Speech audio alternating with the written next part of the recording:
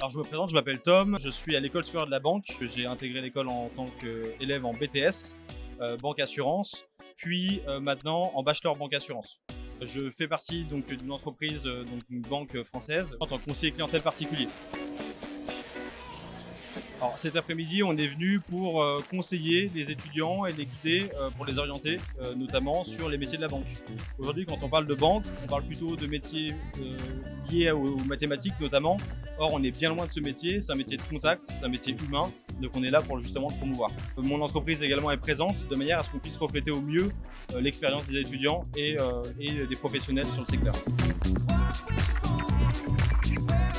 Aujourd'hui, la première compétence qui est demandée, c'est surtout la curiosité. C'est un métier de parole, un métier de contact. On attend, quand on reçoit un client, on attend d'avoir de la discussion, savoir s'informer sur l'actualité, que ce soit politique, économique, sur tous les sujets, de manière à pouvoir avoir une discussion avec le client et pouvoir au mieux comprendre ses besoins, au mieux le conseiller. Alors en fait, que ça soit en banque ou dans l'école, il n'y a pas forcément de diplôme particulier à avoir. L'idée, c'est surtout d'être motivé et intéressé. Après, la banque ou l'école va remettre à niveau au niveau des connaissances et des compétences pour avoir donc le minimum requis pour être conseiller clientèle particulier.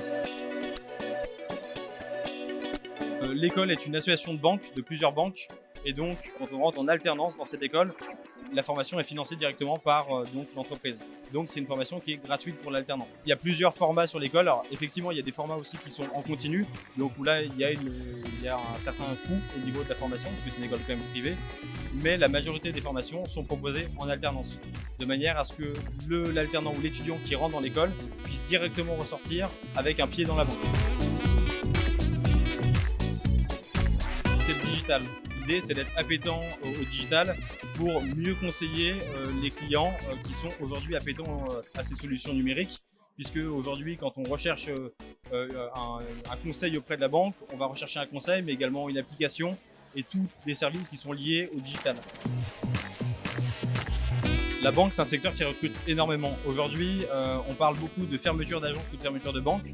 Ce n'est pas le cas de toutes les banques. En France, on a des agences qui s'ouvrent, notamment dans ma banque. Donc aujourd'hui, c'est un secteur qui est porteur, qui recrute. L'IA arrive. L'IA ne va pas remplacer des postes. L'IA va nous permettre d'accompagner nos conseillers et de trouver une plus-value, en tout cas, dans notre métier. Donc on va apporter de la valeur ajoutée et on va recentrer vraiment le rôle du conseiller sur l'humain. Aujourd'hui, quand on cherche une banque traditionnelle, on veut un humain, on veut un conseiller derrière. Moi, j'ai envie de dire qu'aujourd'hui, c'est un métier qui est super intéressant parce qu'on est en contact avec les gens.